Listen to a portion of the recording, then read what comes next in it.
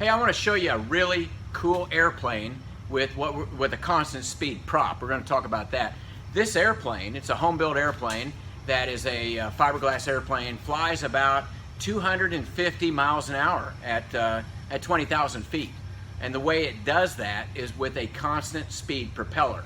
And this propeller has adjustable blade angles.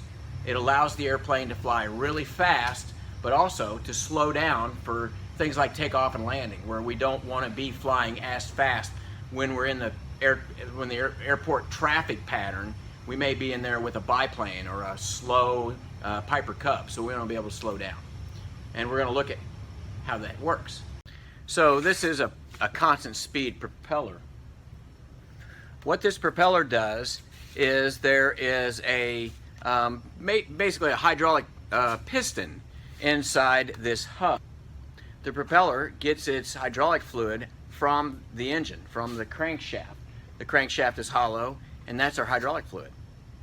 What this allows us to do is to use a hydraulic cylinder and some gear teeth to be able to turn the propeller. So right now, this is in what we call low pitch mode. But when the pilot moves the control lever for the propeller in the cockpit, this will change blade angle, and I can increase the bite. I can take a deeper bite with this blade. The way this works is it has a propeller governor, and the propeller governor controls the speed, takes the pilot input, and it regulates this so that we will get the proper blade angle for what the pilot wants and for what the mode of flight is. So this device right here, this guy is the propeller governor. And you can see he runs off the crankshaft. He reads the he's geared to the crankshaft.